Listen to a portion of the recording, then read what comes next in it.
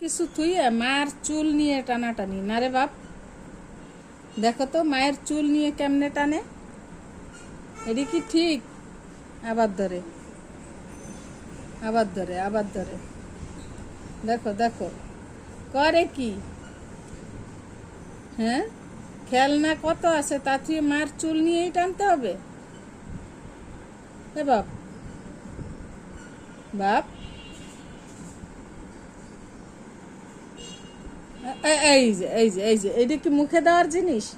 এটা কি মুখে দেওয়ার জিনিস মায়ের চুল? হ্যাঁ বাবা, এই দেখো, মানে মায়ের চুলই তার খেলনা, মায়ের চুলই খেলনা। আ, আ, আ।